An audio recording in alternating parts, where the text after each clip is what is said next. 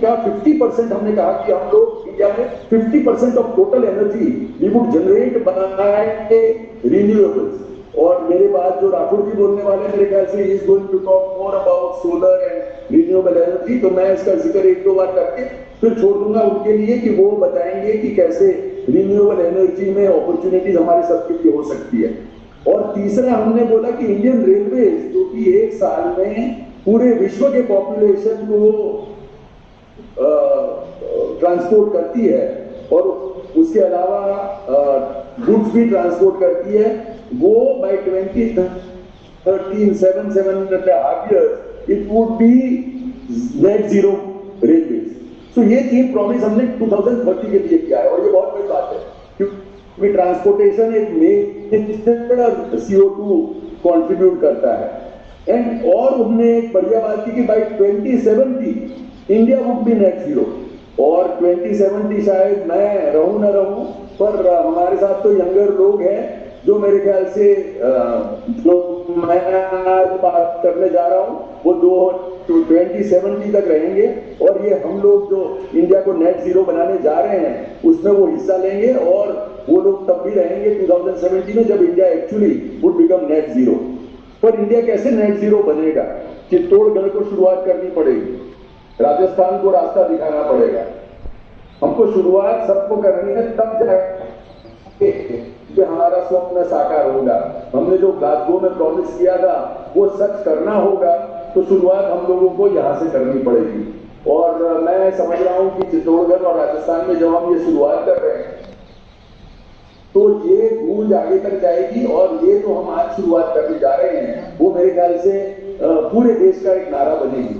और इसके लिए जो नारा हम लोगों ने इंडिया ने कॉइन किया है वो LIFE है, life which is lifestyle for environment, lifestyle for environment.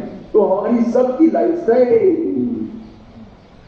कैसे एनवायरमेंट कॉन्शियस हो, हम सब कैसे जो हर रोज एक एक चीज करते हैं वो एनवायरमेंट को नजर में रख के करें। Are we contributing to environment और are we taking away something from environment? Are we contributing to global warming और are we working against it? जो देश को नेट जीरो पे ले जाना है उसमें आज जो हमने किया, जैसे आज मैं वहां नहीं आ पाया हूं, तो उसका एक तो ये है कि मैं आपसे मिल नहीं पाया और मुझे उसका अफसोस है, पर जो मैं नहीं आया उसके कारण एक जो गाड़ी जाती वहां फ्यूल पे और वापिस आती, वो हमारा जो है वो एटलीस्ट CO2 का कॉन्ट्रीब्यूशन जो हम करते वो थोड़ा सा कम हो गया। तो ये मैं कह रहा हूं कि हमें तो हर एक्शन देखनी है कि हमारा हर एक्शन जो है वो CO2 को कॉन्ट्रीब्यूट करता है। हम लोग एमिशन बढ़ाते हैं या एमिशन कम करते हैं? और एमिशन जो है वो अभी देखिए कि पर इंडिविजुअल हम सब एक साल में 5 टन CO2 ये वातावरण में छोड़ते हैं और उसका असर जो है वो इतना है कि सुनामी आती है, सही आते हैं, लग जाते हैं, गर्मी बढ़ती है और फ्रेश जो वाटर है उसकी हम लोगों को सबको स्कैर्सिटी महसूस होती है। राजस्थान में तो हम रेगिस्तान में रहते हैं, हम लोगों को पता है पानी की क्या वैल्यू है, हम लोगों को पता है कि गर्मी कितना हमको सता सकती है।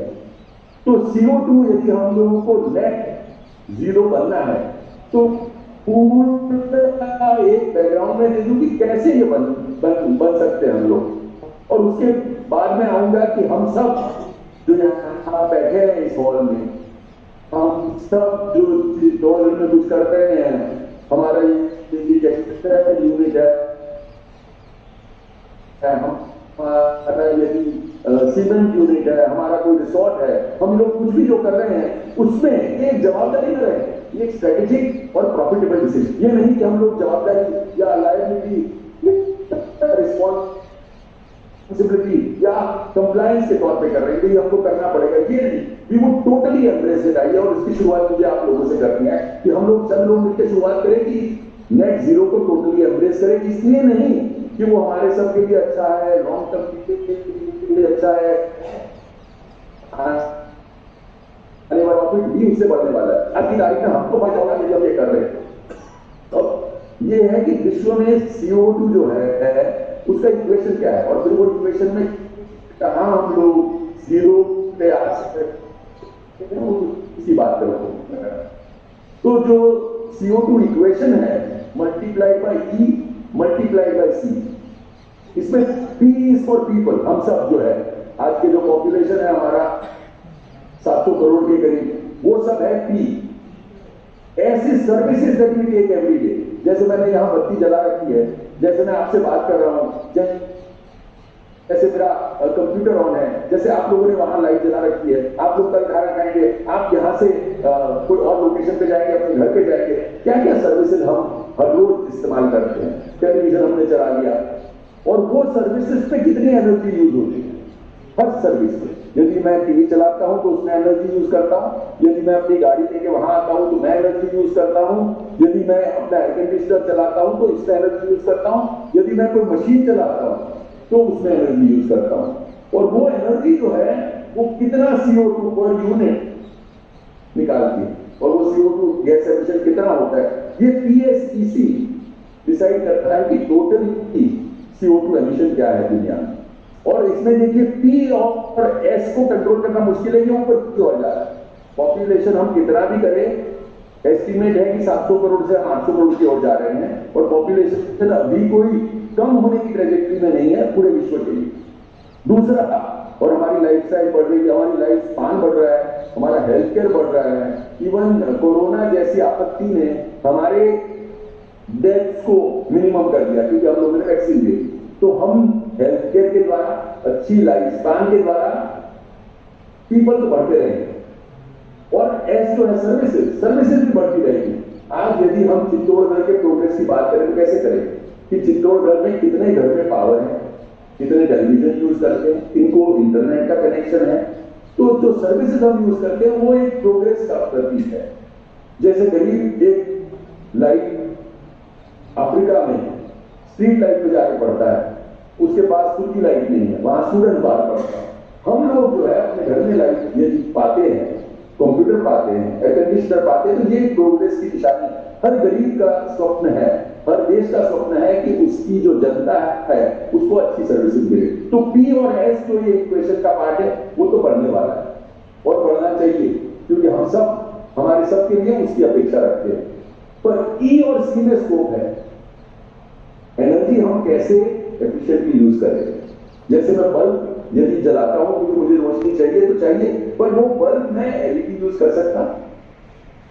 मैं यदि एक स्कूटर, मुझे पता है कि जब आप लोग आपकी उम्र के थे, यंग थे, स्कूटर चलाते थे, तब जो माइलेज मिलता था, और आज की तारीख में जो स्कूटर है उसका माइलेज मिल रहा है, वो क्या मोर एफिशिएंट है।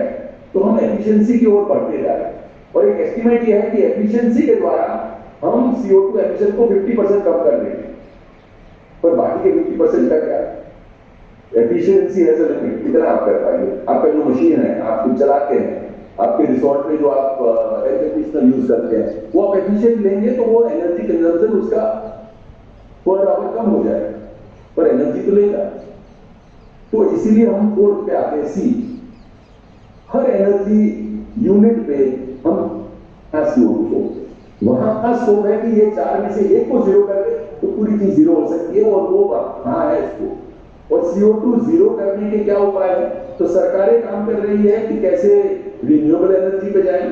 तो हमारे जो मित्र है आगे बात करेंगे कि रिन्यूएबल एनर्जी के द्वारा हम लोग कैसे अपना CO2 कम कर दें।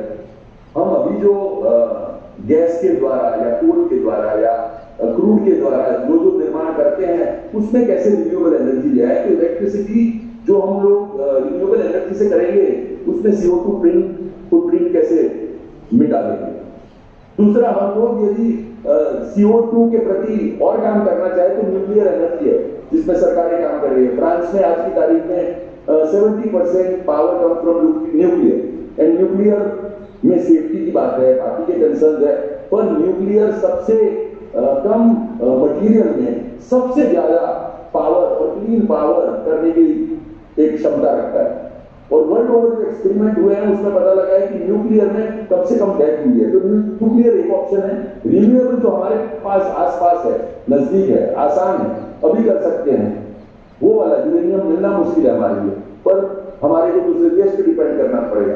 पर यदि हम लोग खुद रिन्यूएबल करना चाहें मित्र और बात करेंगे इसके बारे में। हम लोग खुद भोपाल म्युनिसिपल कॉर्पोरेशन में उनके जो पंपिंग रिक्वायरमेंट थी पूरे म्युनिसिपल कॉर्पोरेशन की, उसमें से ज्यादातर सोलर में कन्वर्ट कर रहे हैं। एंड एज वी स्पीक हम लोग वो प्रोजेक्ट का बिल्डिंग प्रोसेस में है जहां की 20 मेगावाट उसमें से कन्वर्ट हो जाएगा और रिन्यूएबल एनर्जी जाएगा।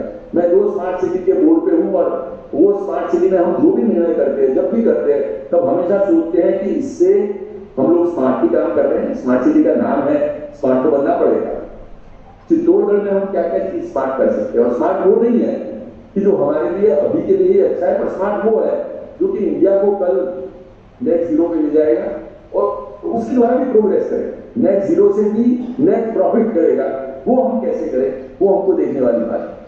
और ये जो PSEC का एक इक्वेशन है जिसमें CO2 पे हम लोग काम करने जा रहे हैं और एफिशिएंसी पे, वो अब हम लोग हर कोई इस पे क्या कर सकता है, ये सुनने के बाद मेरे ख्याल से आज हम सब थोड़ा सा ये सुन के चले न जाए।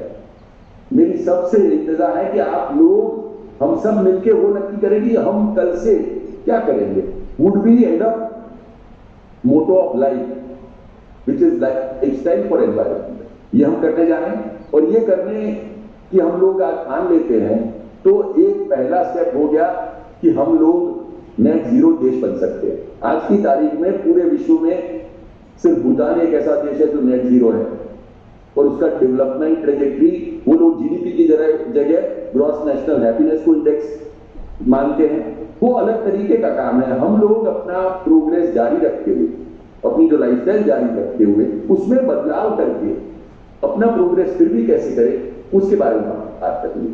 तो अब थर्ड और last part of my talk पे आता हूं कि हम सब इसमें कैसे नेट जीरो में कंट्रीब्यूट कर सकते हैं, क्योंकि इंडिया नहीं कर सकता यदि चित्तौड़गढ़ नहीं करेगा, इंडिया नहीं ये बन सकता यदि राजस्थान नहीं करेगा, और यदि हम लोगों ने राजस्थान के रेगिस्तान में ये कर दिया कहीं भी और ये हम लोग कर पाएंगे।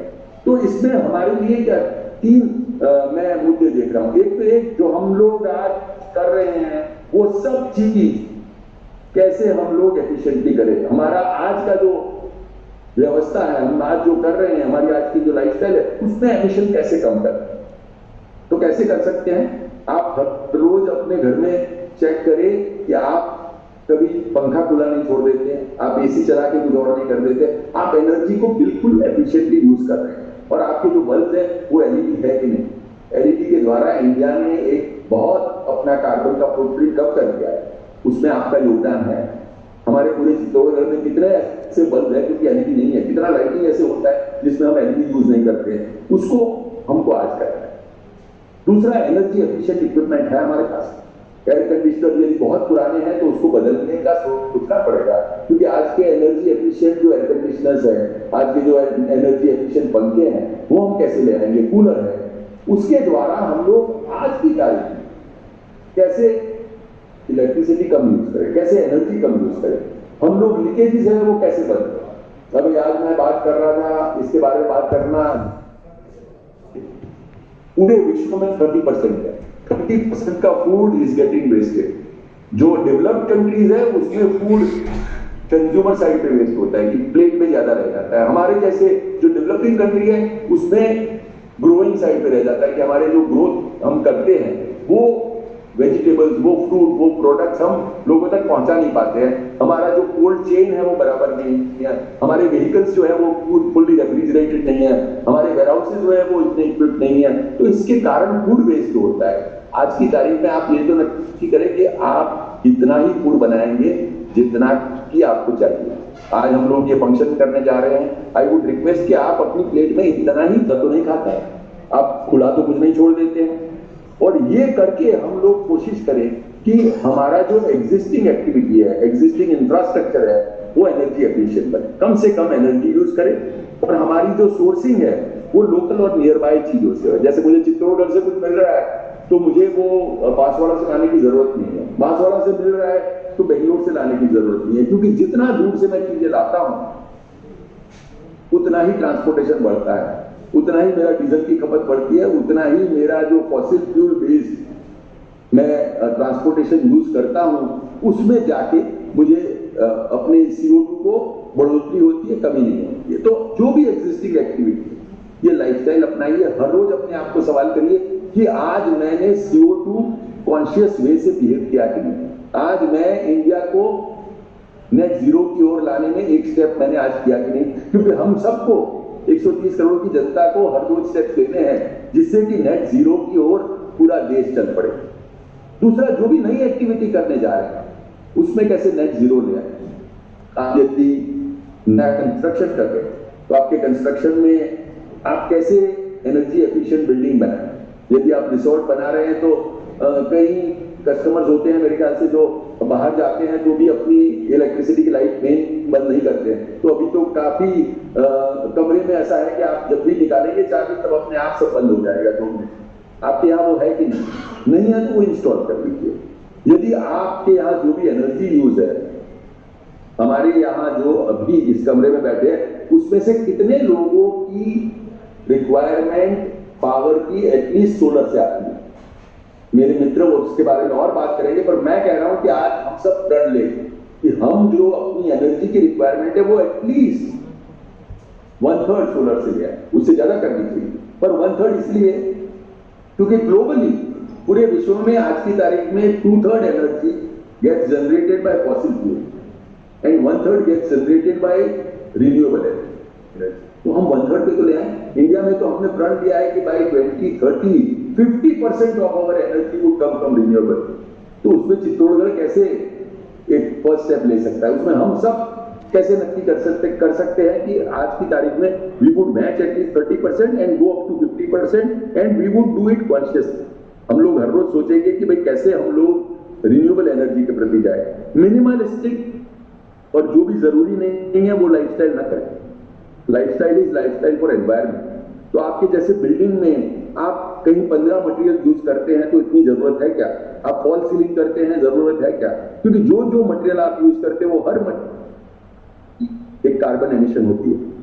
आप उसके ऊपर यदि वॉलपेपर लगाते हैं, आप उसके ऊपर यदि और ब्यूटिफिकेशन करते हैं,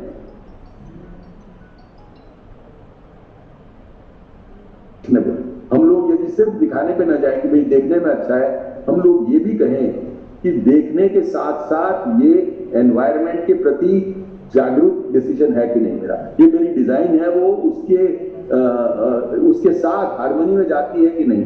यदि उसके अगेंस्ट जाती है तो प्लीज इसके बारे में सोचिए कि हम लोगों को ये करना या नहीं करना।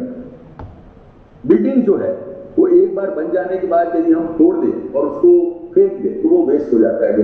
तो उसको कैसे हम लोग ऐसा मटेरियल करें जो कि वो रिसाइकलेबल हो, रीयूजेबल। जैसे आप कोई तरीके का ऐसा material pre fabricated material use करें जो कि आज की तारीख में आपको वो बिल्डिंग तोड़ के कहीं और जाना है तो आप उसको यूज कर सकते हैं। तो मॉड्यूलर टेक्नोलॉजी यूज करें, टेक्नोलॉजी बहुत है, तो हम ऐसी कोई चीज कर ले ताकि हम लोग जो भी बिल्डिंग है बनाया है उसका मटेरियल है उसको रीयूज करें, उसको फेंकने की बात ना करें। जैसे फेंकने की बात करेंगे तो वो एनवायरमेंटली कॉन्शियस नहीं रहेगा। और तीसरा और सबसे जो मुझे करीब है मेरे दिल के वो point, which is the last point of this discussion, is कि ये प्रॉब्लम है वो यूथ सॉल्व करे। मैंने, आपने, जो हमारे में से यंग है और जो लंबा जिएंगे 2070 तक इंडिया को देखेंगे जीरो कार्बन होते हुए, उन लोगों को एनकरेज कैसे करें, इनोवेशन कैसे लाए। मैंने जो कही वो तो बात मेरी है, पर हर राजस्थान का वो लड़का, हर चित्तौड़गढ़ का एक इंजीनियर वो सोचे कि मैं कैसे इसमें इनोवेशन कर सकता हूं। मैं यदि फ्यूल जो है वो लोकल कोई ऐसी वनस्पति है जिसका रस मैं यूज कर सकता हूं और उससे अपना स्कूटर मोटरसाइकिल चला लूं। आइडियाज बहुत है। Youth is intelligent, youth is enthusiastic, youth can think out of box. हम लोग क्या करेंगे, आउट ऑफ बॉक्स कोई बात करता है तो उसको हंस देते हैं, वो मत करिए। जो भी यूथ एनवायरमेंट के लिए कुछ भी करना चाहे तो उसको एनकरेज करिए। मैं कई इंक्यूबेशन सेंटर को हेड कर चुका हूं हमारी एक यूनिवर्सिटी जिसमें मैं बोर्ड पे था, Ganpati university, that was recognised incubation centre जिसके द्वारा government of Gujarat was giving funding और 10 and 20 lakhs for project and marketing.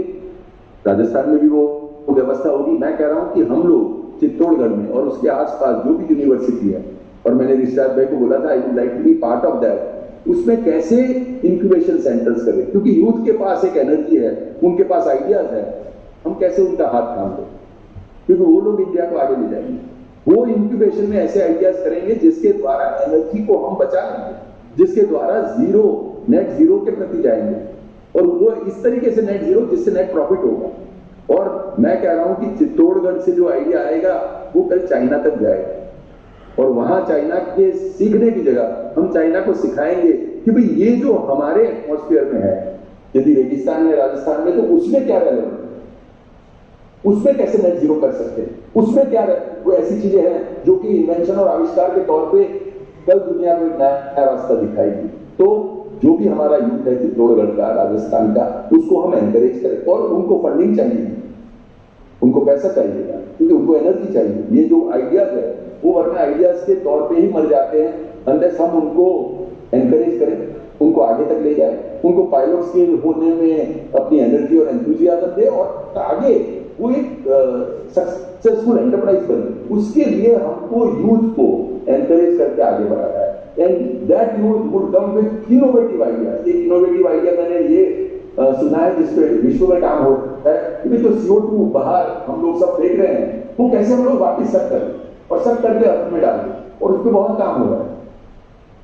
Chittorgarh का और राजस्थान का युवा है वो और कुछ सोचेगा, हम लोग जो सोच रहे हैं उससे कोई अलग, और that new idea would change the world. और उनको हमको एनकरेज करना है, उनको हमको पैसा देना है, उनको हमको एक ऐसी इकोसिस्टम बनानी है जहां की वो they will encourage, they will there contribute. और यदि वो कोई कर लेता है, आज ये मेरी बात सुनकर यदि कोई चित्तौड़गढ़ का एक लड़का कुछ आगे बढ़ जाता है, कोई इंजीनियरिंग कॉलेज में हम ये इंक्यूबेशन सेंटर चालू कर देते, कोई क्रेजी आइडियाज को हम at least pat at the back दे देंगे, अरे अच्छा बढ़िया तूने किया और मैं तेरे साथ हूं, ये करेंगे तो मेरे ख्याल से हम लोग ने आज जो सेमिनार किया वो एक वर्थवाइल बनेगा। और हम लोग सिर्फ बात सुन के आगे ना जाए, पर उसने कोई एक एक्शनेबल पॉइंट्स बनाए। मैं इनफैक्ट आपके साथ आने वाला था कि एक हम लोग इसके बाद कोई एक कैलेंडर बनाए कि कैसे चित्तौड़गढ़ को हम लोग नेट जीरो बनाएंगे, कैसे Chittorgarh can be a beginning, कैसे Rajasthan can be a beginning. क्योंकि यदि इंडिया को जाना है नेट जीरो पे, तो कैन राजस्थान से that we would be the first state in India to be net zero, can Chittorgarh से दैट हम लोग पहले नेट जीरो बनेंगे। इंडिया भले 2070 में बनेगा, हम लोग 2050 में प्लान कर रहे हैं। ये एंथुजियाज्म मेरे ख्याल से इस सेमिनार से जागे, आप सबका ग्रोथ हो, आप सब ये ऐसा एक जो नई सोच है वो लेके जो ये समिट आई है, उसमें मैं आपको सबको अपनी ओर से अपनी बेस्ट विशेष देता हूं। एंड मैं नहीं आ पाया, पर मैं ऋषिराज भाई को बोलता हूं कि जल्द से जल्द कैसे मैं वहां आऊं और आप लोगों से मिलूं, उसका कोई आयोजन करें। And I am looking forward to that. Thank you so much.